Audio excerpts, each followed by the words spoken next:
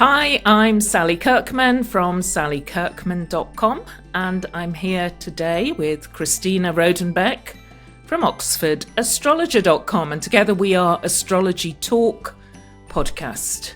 We're back for our monthly get-together, and we're going to talk to you about the month that's been and gone. We're going to be looking at Pisces season that's coming up, and we're going to be talking to you about the astrology of the month ahead. So lots to consider and look at in this our podcast. How are you, Christina? How are you doing? How's it been? Quite a big month going on, huh? Yeah, I've been really paying attention to the arrival of Pluto in Aquarius, and I would say actually really excited by it and enjoying seeing how it's been reflected in the news, in fact. Interesting. Yeah, it was massive, wasn't it, actually? Yeah, it's still being massive. Yes, it is. It is. And I think, it's, we had Pluto going into Aquarius last year in March, the first ingress.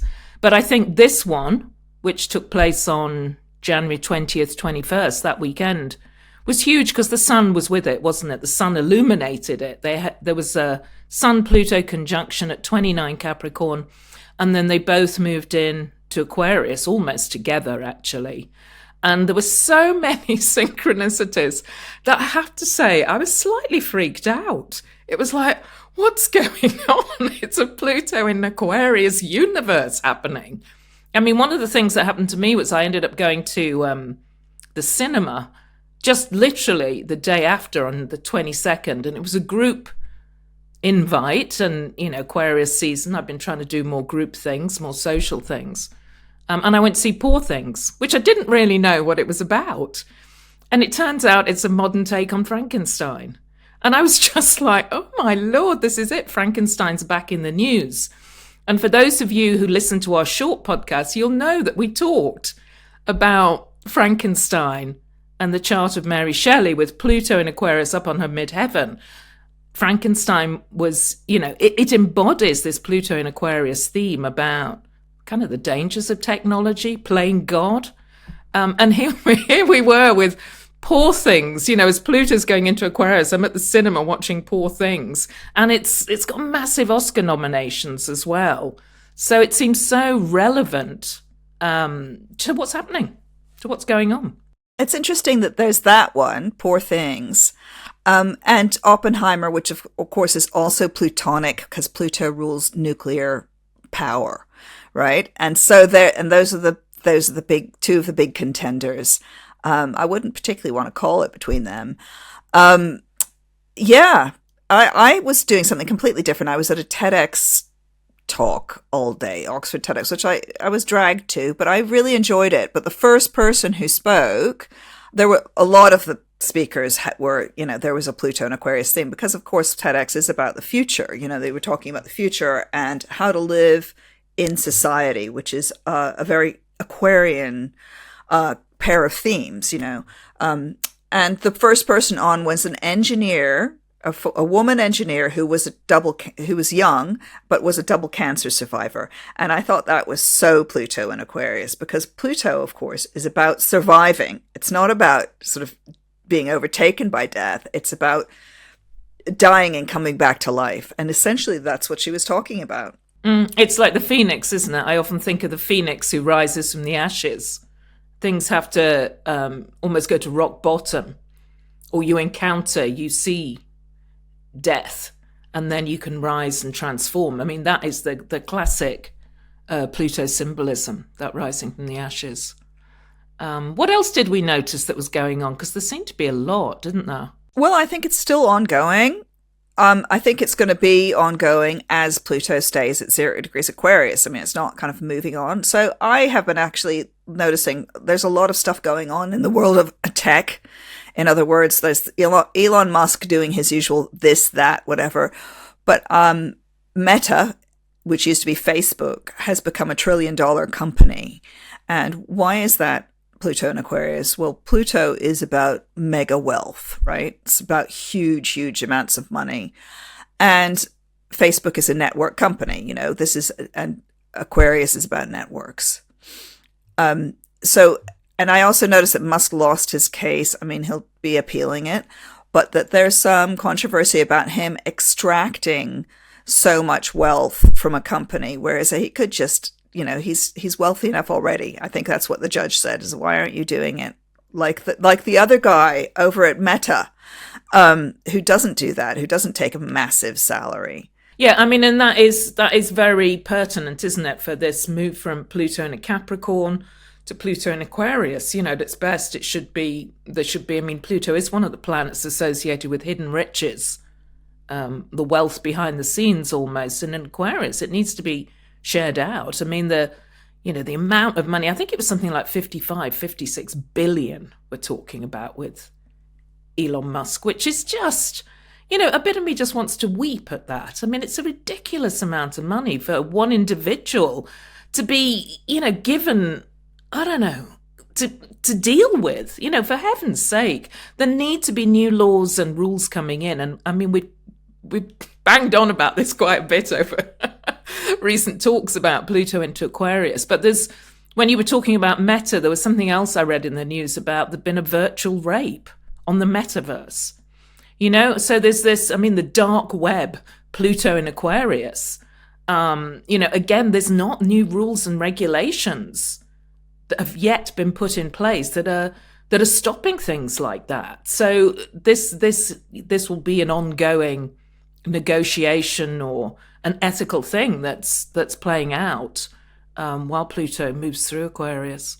Well, the other thing I noticed in that area was that there have been massive layoffs again, but huge layoffs in the big, Google, etc. And that also is the ruthlessness of Pluto coming into Aquarius, which is about getting rid of the stuff that you think is not necessary. I'm sure that if you're one of the people made redundant, you jolly well think that you were necessary, but that's Pluto and Aquarius, is like cutting stuff out, and it can be really ruthless. And I think that these tech companies are going to continue to do that. They're going to gain power over the next 20 years. And I think that, they need to be reined in, because there's a danger of the whole world becoming like a corporocracy or whatever. They're going to be run by, being run by these giant tech corporations. And as you say, that's an obscene amount of money for one person to get. It's obscene and silly, when there are children starving in the world. Wrong. It's wrong. It's wrong. It's unethical. It is. It's unethical. And we need to talk about ethics on many levels. And I wanted to mention, I mean, that the virtual rape, I think that the Metropolitan Police are actually trying to figure out how to press charges on that. The Metropolitan Police is the force that runs London. And also that brings us to Taylor Swift, who has got Venus at 1 degree of Aquarius. So, and her past month has been incredible. On the one hand, these disgusting online fake pornographic images of her. I mean, I don't know what they look like. I haven't seen them. But it is a disgusting thing to do, because that is literally sexual abuse, and the people who've done that should be charged for abuse. And that is Pluto on Venus. On the other hand, the other thing that is Pluto on Venus is her power as a woman has gone through the roof, and all those Grammys. Is she the person who's won the most Grammys? She's got 4 Grammys for the best album. I think that's the most. That is the most. So that's the record that she's just broken.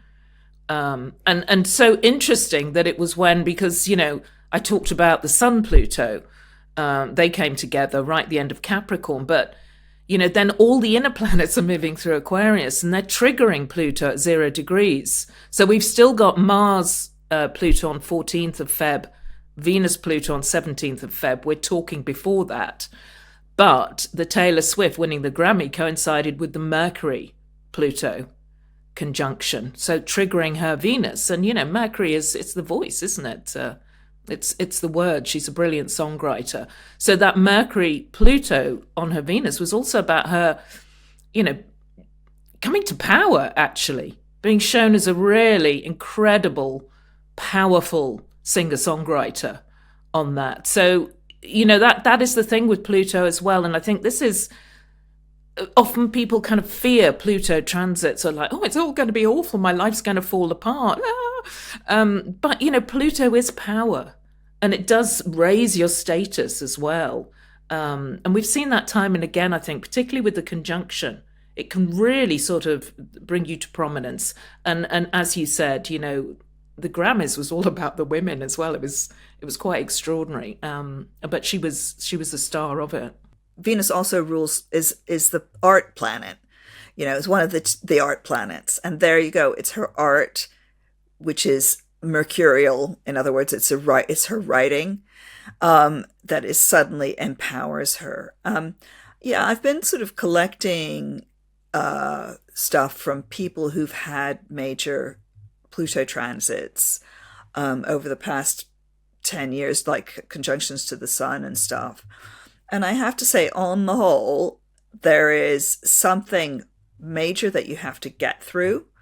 And it's transformative. And it may be, so I had a lady yesterday, who has, with Pluto on her sun, found that she had to actually really help her mother through her death, to her death.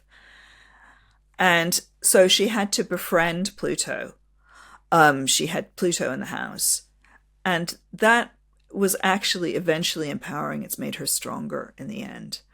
But that kind of transformative life transition is the sort of thing that happens when you have a Pluto conjunction in particular. I agree with you that the conjunction is much more empowering. I think, the square could be difficult. We've got Prince Charles, haven't we? King Charles. Oh, King Charles. Excuse me. Yes, come on. Excuse me, my royal slip up. Yeah, King Charles. But Sally, you know more about his chart than I do, so tell us about it, man. Just from this symbolism of, it was, again, interesting. Pluto moved into Aquarius. Aquarius is the sign opposite Leo, which is the royal sign. And suddenly the royals were just falling apart. I mean, there was Kate and I think Sarah Ferguson, then the King Charles, all of them with these health issues, like really kind of wobbling our royal family.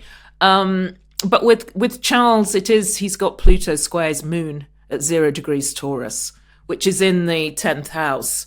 So, it is him having to take a step back from being in his public profile in the public eye. And that's what's kind of been announced. And also he does have Saturn opposite Saturn, which is his health planet, which, can often bring kind of some kind of struggle or something you're going through health-wise. So, yeah, I mean, it shows very clearly for him. And it is part of this, again, it is part of this important Pluto ingress into Aquarius. So we'll see. We'll see what happens. I have my theories on it, but anyway, I'm not going to expose them all on this podcast. So in case you haven't been glued to the news about King Charles, he's got prostate cancer. Yes. And he's been very open about it, which I think is really interesting because it's, like I said, like you were saying, it's squaring his moon on the MC. So, I'm going to tell you about my body is that partly, and that I have this a dark visitor in my body. Wow. So that was last month. We should probably move on to this month, shouldn't we? And talk about Pisces and stuff. What are your feelings about Pisces, Sally? Oh, it's such a lovely star sign, Christina. One of my favorites. Favorite people are Pisces. Of course, Christina is Sun Pisces. If none of you, if you didn't know yet, she's going to have her birthday. Our lovely Christina. Yeah, dreamy, romantic, bring more beauty into the world. I mean, really, look at you. Those of you who are on watching this on video, look at Christina's room. She's surrounded by art and flowers, and I've just got a blank canvas behind me. Scorpio, let's keep it all hidden. So, yeah, you're embodying Pisces in a way, just, by sitting in this room with all this art and beauty around you. Are you looking forward to your birthday? I'm not a sort of big, it's my birthday person. I always find birthdays, I don't mind getting older, but I find the whole thing around them, they're quite an an introverted time for me quite often.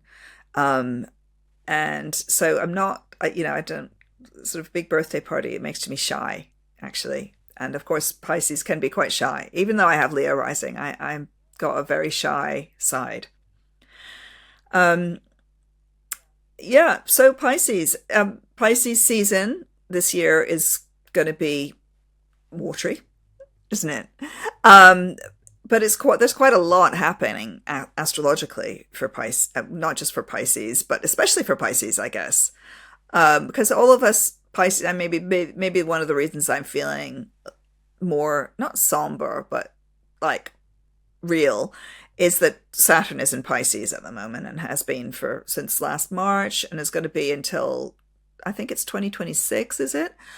And that is Saturn is a reality check. It's the stone. It's cool and not always most comfortable in Pisces. And it's very different too. Pisces is boundless, isn't it? It's the last sign of the zodiac. I always think of it as the place where, you say goodbye to the ego and you can float off into the cosmos and the ether and it's all bliss and transcendence. And there is this boundlessness. I mean, Pisces, there's often empathy. They're so empathic. I mean, it's a heart connection, Pisces, one of the emotional water signs. But Pisces can take things on. They can be like a sponge and they have to be really careful with other people about not, over giving and they really pick up on other people's energies. So there's this boundless nature to Neptune. And again, to Pisces, I should say. Pisces is ruled by Neptune, god of the sea. And I often, if you think of the symbolism of the sea, it can tell you a lot about Pisces. That vastness of it, that boundlessness. So Saturn's come along and, it wants boundaries in place. It wants you to get things done. It wants structure, doesn't it? So it's not an easy fit by any means. They have to learn to work together. And I've seen some Pisces actually flourish quite strongly with Saturn in Pisces recently. They've been able to get things done, which, can be a challenge for Pisces. They've been able to have the discipline to sort of come to a task day in, day out and get things done. I've seen that more than Pisces struggling. I mean, those of you who are Pisces who are listening in, obviously you'll have your own experience of this. But it is a really important planet to have in your star sign. The last time it was there would have been 30 years ago. So it is kind of like, the Saturn return is every 30 years. And it is often the time of reassessment, review, of reckoning, kind of looking at your life in reality. And again, Pisces prefers fantasy, dreams, the imagination. So they're very, very different entities. Okay, so shall we looking at what's coming up in the month ahead, in this particular month that's coming. And do we want to bring up the chart for the full moon? Yeah, well, it's a full moon in Virgo, obviously, because a full moon is always in the opposite sign to the sign that is where the sun is. And it's early, isn't it? It's, what is it? Is it the 24th of February, the full moon? Yeah, it is. It is. So it's a few days in, 5 days in. And it makes a conjunction with that Saturn. The Saturn that we've been discussing. And it's sort of, the sun makes a conjunction with Saturn at that full moon. And in fact, the full moon is a bit on its own, isn't it? It's got a lot of planets on the other side. Yeah, the little moon is in Virgo, is all on her own, waving across at everyone else. Come and look after me. Well, it's got Jupiter, a bit of support from Jupiter, that moon, Jupiter in Taurus. I think it's quite a nice moon. It's not we've had a lot of kind of jarring and kind of exciting lunations already this year. And this one feels smoother to me. It feels it feels steadying. And I hope that that's how it's going to play out, that it's going to be a steadying rather than, Saturn can face you with your limitations, or, it can bring some hardship, or it can slow you down. I mean, obviously that is a possibility, isn't it? And again, it will be interesting to see what happens for Pisces during this full moon, whether it is steadying and stabilizing, or whether something comes along and you have to really, you've got to rest and do things slowly and kind of dig deep to get things done. I mean, this is the interesting thing. It can play out in these two different ways. I think also what's interesting about this full moon is that it pulls in Mercury, which rules Virgo. So it's the ruler of this full moon. And it too is in Pisces, and it too is caught up in this triple conjunction, Mercury, Sun, Saturn. And those three planets are going to come together on February the 28th, just a few days later. They actually make both Mercury and the Sun are conjunct Saturn on that day. And that to me feels like, signing something, agreeing something. It'd be a great day to kind of firm up plans. Again, for Pisces, it's good, but also I would think for Gemini in particular, it's quite an important time because this falls in your career sector. So what are you either ending, Saturn can be about ending, or what are you finalizing, committing to? Remember that Saturn is this kind of, it can close the door on things, but it's also about looking at your long-term future, looking ahead in that way. I think it's a fantastic triple conjunction coming up on the 28th of February, 1st of March. I love Saturn and Mercury together. I think it's really sciencey. It's quite old-fashioned astrological. It's kind of wizardy. And, it's unusual to get those three guys one on top of each other, that triple conjunction. It doesn't happen that often. So this is really special. It's a really special pair of, those days in particular, but we're already leading up to it through this first week of Pisces season that, Mercury is coming towards this conjunction. The Sun is coming towards Saturn. And it's really practical. It's very strategic. I think it's really important, as you said, for Gemini, I think it's super important. This is possibly about your future, about signing a contract. For Pisces, it's important. It may be signing a contract with yourself, dear Pisces. But I'm actually thinking about one of my Pisces friends who has just got a book deal, and she's looking at the contract at the moment. And I think that this would be a great moment to either sign the contract or get the contract back something like that. But it's also important for Virgo and Sagittarius, the other mutable signs. It's on an important angle for you. And there's something in this which it's about having a practical solution to a problem that may have seemed intransigent in some way. And it's real rather than just theoretical, even though it's in Pisces. But it may be a dream coming true, which this is for my particular friend who's getting the book deal. It's a dream coming into reality for her, and it's about writing, of course. So it fits this perfectly, this triple conjunction. Yes, okay. And I'd like also, the other thing I want to say about the triple conjunction is it makes a beautiful sextile to Jupiter in Taurus as well. So it's very, very positive. There's a lot of support for it. So I would suggest also to Taurians, this is good, and it may be about friendship or the group that you're part of. I think it's also good for the other earth signs. Well, Virgo, we know it's about relationships probably, but a relationship that's going to take you further, higher, whatever. So it's a really fantastic combination of powerful, practical planetary energy at the end of February, beginning of March.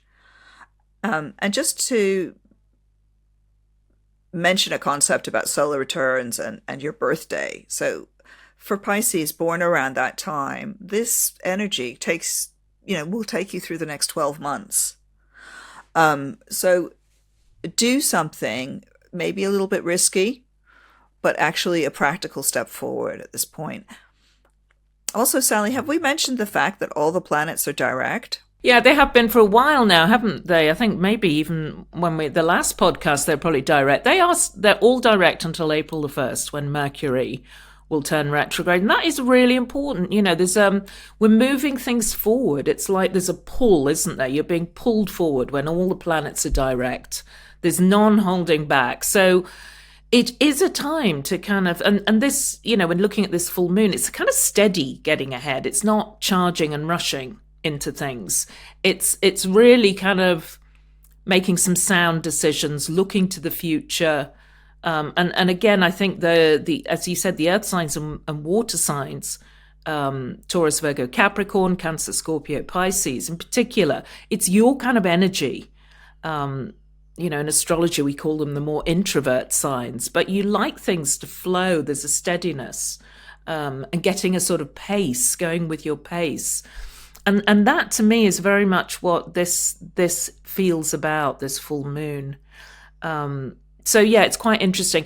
The other thing I was thinking when you were talking is, like with Virgo in particular, sometimes with Saturn, you've got to get real about stuff. So as it's relationships for Virgo, it's commit or quit. I often talk about Saturn as that. Are you going to commit or are you going to quit? Get decisive. There's none of this, you know, flapping around trying to, oh, I'll do this for a bit. Oh, I'll do that for a bit. It's a full moon. You know, the light of the moon shines brightly. It's a really good time for getting in touch with head and heart and making intuitive, powerful decisions. And I think this full moon is fantastic for that. There's one other thing I do want to say, because of course, you know, we've got a leap year this year, haven't we? We've got an extra day on February the 29th, which is after this triple conjunction. And there's a Mercury-Jupiter sextile aspect on that day. So that's Mercury in Pisces, quite romantic, sextile Jupiter. And there's a tradition on leap year that I think this was in Ireland, ancient times, that it was traditionally a day for women to ask men to marry them. And I did think that Mercury in Pisces, sextile Jupiter, is fantastic for a proposal. You know, so if anyone's wanting to do something romantic and speak forth and I love you, I mean, what a fantastic aspect on leap year. Well, and there's more kind of romance as well, which is that on earlier that week, Mars and Venus make their conjunction. And this year, it's in Aquarius. So there you go, Aquarians. It's passion and love possibly coming together, but also action and I was going to say action and peace, but let's hope so. Let's hope there's a ceasefire actually in Gaza at that point. Maybe there will be, but it's actually stronger, I think, because although it's not quite conjunct that Pluto in Aquarius, it's pretty close, and both Venus and Mars have come off that Pluto in Aquarius. And this one, that conjunction, it's still in action. You know, at the end of the month when I was talking about the other triple conjunction. And, when Mars and Venus come together, it is the lovers coming together. And it's very nice for all the air signs, Libra, Gemini, and Aquarius in particular. But there's this added passion to it because of the Pluto connection. And this added kind of, I want to say, urgency. Yeah, it's interesting symbolism, isn't it? I mean, it's actually on the 22nd of February. We can see it here in the chart. They're sitting next to one another. So they've made their conjunction just before this full moon on the 22nd. It's at 6 degrees, so even closer to Pluto. I find this a really interesting conjunction, this one. And traditionally, it was seen as a bit of a troublemaker conjunction, actually. But for me, I think that kind of troublemaker aspect is when it falls in the signs that they rule. So Aries, Taurus, Libra, Scorpio, there can be something competitive, combative going on with them. But Venus and Mars in Aquarius is, you know, you've got the love and sex planet. Oh God, we're back on cyber sex, aren't we? I've suddenly thought in Aquarius, you know, but there's something quite detached about Aquarius, the air sign. It doesn't want to leap in and go all passionate. And yet Pluto's there, adding intensity. So I imagine during this Venus-Mars conjunction that there'll be there'll be a lot taking place in the mind. It could be a very fertile time for, getting very sexual fantasies or something like that about someone. I need to rein that in a little bit. But yeah, I mean, there's something about it that's quite an interest. It's sort of detached, but intense. Detached, intense. So maybe, it's a bit stop-start. And also for Leo, this is interesting because it actually falls in your relationship sector. So, it could be a standout date for love, for really kind of, I think, noticing what you feel and what you want around love too. Yeah, it's very sexy for Libra as well, that conjunction. One thing that I was just thinking about my thoughts about this sort of ceasefire, and of course it can go either way. Mars can overwhelm Venus. So, I'm hoping for a ceasefire, but it could go the other direction. So pay attention on, it's not just the 22nd of February, is it? Then they keep on traveling together for quite a while. They're kind of, they have the conjunction, but it's not just one day, because they're not moving that fast. So they carry on through that end bit of February basically together through Aquarius. Yeah, they are going to stay in Aquarius. I mean, Venus is there until March the 11th, and Mars is in Aquarius the whole of Pisces season. It doesn't move on until March 22nd. So these Aquarius themes that we've been, finding that are starting to roll ahead, they continue through Pisces season. It's a really significant part of it. Okay, shall we have a look at the new moon chart up? Shall we get that one up? Yeah, let's do that. I feel that we've discussed that first bit, that end bit of February, and I think we need to move on into March now, which of course is one of the things about Pisces season is it's wintry, it's the 12th sign of the zodiac, but it's also mutable, and then it's the movement from winter into spring happens during Pisces season, and then it takes off at the end when the sun goes into Aries at the equinox. So we're also moving towards the equinox through this season, which is, I think that's a very nice feeling. The days here up in the north, it's so obvious the days are getting longer already. That feels more and more and more so as we get closer and closer to the equinox. It is, and that's the day of the Oscars, actually, which is, there's we've done a little bit on the Oscars, which is going to come out before will come out in Pisces season and just before this new moon. So yeah, it's classic, and we talk a bit about how Pisces is the star sign ruled by Neptune that's linked to movies and glamour, and it feels perfect that the Oscars falls during Pisces season on a new moon, bringing something new to it. And both the sun and moon are heading for Neptune during the new moon. I mean, the new moon's at 20 degrees Pisces on the 10th of March, and Neptune's at 27, but they're both going to make a conjunction with it. So they're both falling into Neptune's embrace. Which does feel, it brings that feeling of romance, doesn't it, with Neptune? But also, that desire for fantasy. It's very glamorous, the Neptune in Pisces too. So that, I mean, for me, that seems to be the most obvious thing. It's interesting, isn't it?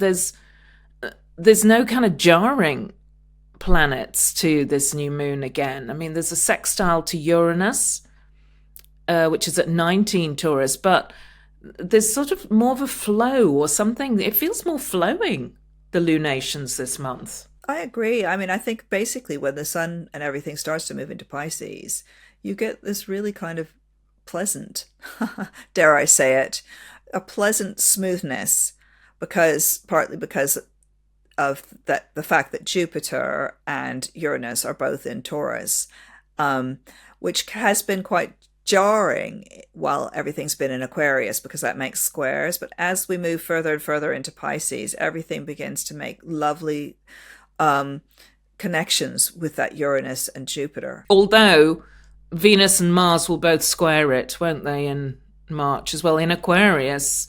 So it's kind of, there's a flow for the water and earth signs going on. But, what's happening in Aquarius is still a bit bumpy. The Venus-Uranus squares on the 3rd of March, and the Mars-Uranus squares, it's just happened.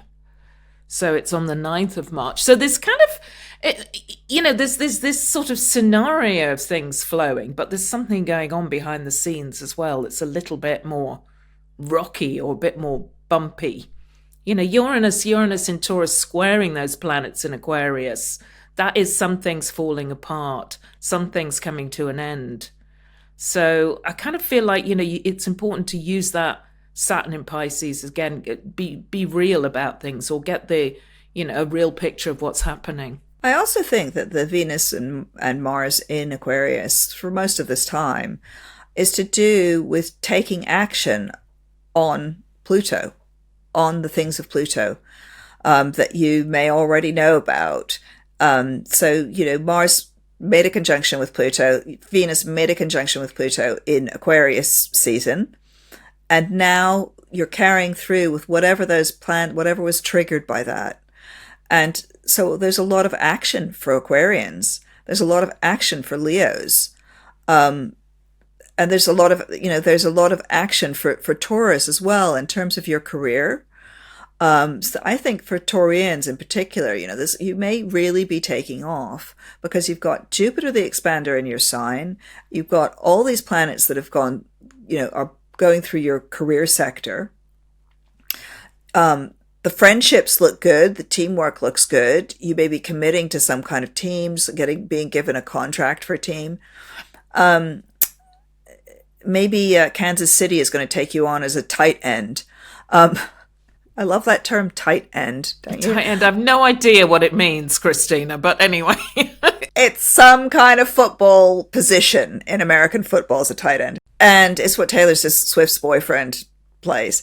But yeah, so basically, for Taurians, I think we've been saying that, your career is really important, Taurus, this year, especially before June. But this month into right up to the end of Pisces season, it's all action up there. So you may literally have a promotion, that you need to, or some job that you need to execute. And I'm just thinking for Scorpios, what would you say for Scorpios with all that Aquarius energy still thrusting ahead, Sal? Well, it's all home and family, isn't it? It's in the home and family sector. I'm there's a weighing things up for me going on as a Scorpio. I'm just talking about my personal. I'm still deciding whether I want to invest in property. Is the time right? So that's going on quite a lot for me. Weighing things up, but still haven't quite made the decision. Actually, maybe I will during this month, because we're talking before both Mars and Venus make the conjunction to Pluto. So, maybe for Scorpios, it is about making some firm decisions around home, around family, those kind of key areas. And I think for me, that Venus-Mars also, wherever it falls in your chart in Aquarius, think about teamwork. It's about collaboration. It's about not being competitive with people, but collaborating with people. So that is a really kind of key piece of symbolism too that's going on. And that's, again, that could go either way, couldn't it? I was just listening to one of my other favorite podcasts, dare I mention it, called Human Brain with Shankar Vedantam, in which he discusses psychology, essentially, with professors. And they were talking about the art of persuasion and how you never... this is from a professor at Stanford, and he's looked into it a lot. And basically he found that you can never persuade anybody by arguing with them logically. So debate doesn't really work. Our whole society is, unless you have the judge, the debate doesn't work. So you can't persuade someone like that. So how do you persuade them? You persuade them by finding the common ground, the thing that you have in common, and seeing things from their point of view, and seeing how whatever argument that you have benefits them. Here's the thing about Aquarius. Aquarius is about society. And it's about our human connections in the real world. It's about networks. That's why we're seeing so much in the news about these network companies. But Pisces, and so we're shifting very gradually from that part of the sky to the Piscean's part of the sky, which is about diffusion and sort of non-networks. But Pisces these days has got this sort of stiffening quality from Saturn for the next couple of years, which is about and Saturn rules Aquarius. So we've got Aquarius planet, Aquarius ruler in Pisces. So in a way, these two are working quite well together. And it's how do we take that, those networks and that practicality of the Aquarius and make it real in Pisces? Interesting. It makes me... you're moving from air to water as well, aren't you? From Aquarius to Pisces. And I think this is really something that is going to be huge for us moving forwards with Pluto and Aquarius, because you can kind of see that what happens when it's all about the technology and the head and the mind and all of that, the brain, but you don't bring in the heart, but you don't bring in the empathy, you don't bring in, the compassion. You lose that. And maybe moving into Pisces season, and with Saturn, as you say, Aquarius ruler in Pisces, it's also remembering to bring the heart in as well. That feels like it's really important. Maybe Saturn in Pisces is reminding us of that. I agree with you completely. I think that's absolutely spot on. Compassion. Pisces is the sign of compassion, and Saturn is the sign of doing something. So it's about practical compassion. Again, I think we mentioned this last episode, but I think we'll carry on mentioning, and as Saturn goes through Pisces, that this is absolutely necessary. While Pluto is making all these changes in society, essentially, to keep the rules about compassion, to keep that compassion going, because in a few years' time, it's all going to change. Saturn won't be in Pisces, but Pluto will still be in Aquarius. So unless we raise our consciousness now, things could go, we don't want things to kind of veer off into a very uncompassionate place, which they could, So it's important to stay grounded in that those Piscean, the best Piscean values. The worst ones are, as we know, kind of scandal and Rupert Murdoch and all that stuff. But the good ones are making a real difference to the spiritual lives of people. And, mind, body, spirit, right? It's a priestly, it's considered to be quite a priestly placement, Saturn in Pisces. Yeah, it's the shame. Well, Saturn, we've often talked about this, that, Saturn, with its rulership of Capricorn, we often think of the workaholic, but actually Saturn is also the shaman. It's the goat fish, and Capricorns can be incredibly soulful as well. So Saturn is bringing the soul, and that Saturn Pisces for me is finding, that place of place of prayer, or the place of quiet, where you go to just to connect in with yourself and out with the universe. And astrology is, I often think when people ask me what astrology is, I think that's the power of it, that it can help you deepen your connection with yourself, the inner, which is also deepening your connection with the universe, the outer, and having those kind of working together. And I think that's a really kind of clever and clear way of using this Saturn in Pisces, this combination. And I think we should probably mention that, it's always nice when there's like a Sun-Neptune conjunction, which is the 17th of March this year. That is also very beautiful for anything, but for art, spirituality. By that time, Venus is going to be in Pisces. So there's a massive stellium in Pisces by then. And this actually, Venus will come up and make a conjunction to Saturn. But it's already within orb by then. So there's a Venus-Saturn conjunction and a Sun-Neptune conjunction going on. And the reason that I'm talking about that is because that I point that out really is that Neptune and Venus are considered as sort of higher and lower octaves of love. So there's a kind of love sandwich going on in Pisces. Through pretty much as soon as Venus comes in. And it may reach a peak around the 17th. And that's really great for Pisces. It's fantastic for Virgo, but this is all going on in your sign of relationships. But it's also great for Cancerians, because it's sort of taking your mind higher, Cancer, out of the, you may have, had quite a difficult few years with Pluto in Capricorn.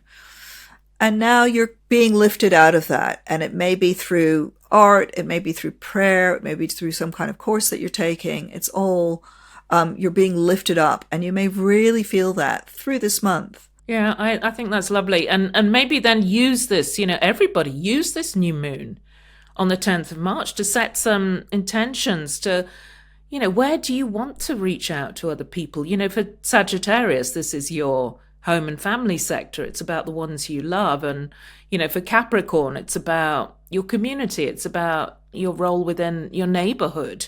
So, set some intentions on how you can make a difference to other people's lives. It only takes little things sometimes. And it makes you feel better. I love that. Sometimes I go out and I just make a point of smiling at everyone I go past. And I love seeing, how people react to that, whether people smile back. Some people look terrified, like, oh my Lord, she's a nutter out here. But I love that, giving that, little compliments or just little chats with people or smiles. And, it is about that human connection.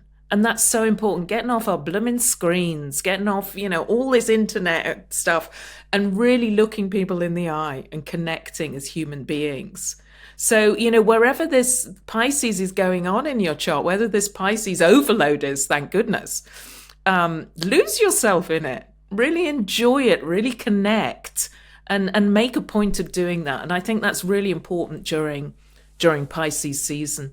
And I also think that, for example, Gemini, you may literally be setting an example with this. You may be being a role model in some way. And frankly, actually, ditto with Cancer, you may be being a role model or a teacher of this, of compassion or something that's really valuable. And one of the things I love about that connection between Venus and Saturn is that it is about things having real value rather than false values. Because Saturn real and Venus is value. And the real values at this point are, again, back to those Piscean values of universal love, among other things. And also that, music, this feels very musical to me, this passage through Pisces. It always is, Pisces season. But, that there's, if you're a composer, compose, please. You may find that you're really on it, especially even just starting from that end February when you get that fantastic triple conjunction of Saturn, Mercury, and the Sun in Pisces. It's very inspirational for people who work in things like music, mathematics, in these sort of engineering, those things that require structure. Yeah, I like that. I mean, it is Pisces season, so unleash your inner artist, isn't it? Unleash your inner artist, the poet in you, the musician in you. And also, I think this is, this can be the power of Saturn moving into Pisces while Neptune has been there for so long, because Neptune can lead you astray. We know that. Sometimes you can lose yourself in ways that aren't good. You get seduced, you can get pulled into cults and things with Neptune. But Saturn's coming along to bring a reality check. It's bringing something more discerning, something more grounded. And it's about a reminder that, we all need to lose ourselves. I love that expression for, around Neptune, Pisces things, lose yourself. Find bliss, find transcendence in the world, but do it in a good way, a way that's very real and very heartfelt. And, the arts are fantastic for that. And also spirituality. the spiritual path. So exciting. Yeah. And also, I mean, it's always important. I know I always mention this, but, it's important to remember that Neptune is about drugs and alcohol. And that is not the path to, and that's it's a very easy path to lose yourself, is down that route. And that is the temptation and the aura of Neptune. And Saturn is coming along and saying, no, you can't do that, because there is no shortcut to transcendence. You have to put the work in. If you want to find God or transcendence or do your art, there is no shortcut. You have to do the work. And if you've been taking shortcuts, Saturn's coming along to to cut you off at the knees. So do the work, do the spiritual work. Yeah. I mean, that's Saturn, isn't it? It's kind of do this day in, day out. Don't expect kind of overnight wonders happening. Do it day in, day out. Be disciplined. So quite an exciting month coming up. I think we should wrap up there, Christina. Anything, I mean, yeah, I'm looking forward to it. I think it's a new kind of energy coming in, and there's some kind of really key reminders about what's important. And for me, it's coming back to that, coming back to the compassionate, heart-centered side of Pisces. And I would just add that one thing to remind everybody, everything's moving forward at the moment. It's all going really fast. So we are rushing into this new Pluto and Aquarius time. And I'm very excited, actually. Me too. All right, everyone. Well, thanks for listening. And we hope you'll listen in again next month when we're back with our Aries season Astrology Talk podcast. See you soon. Bye. Bye.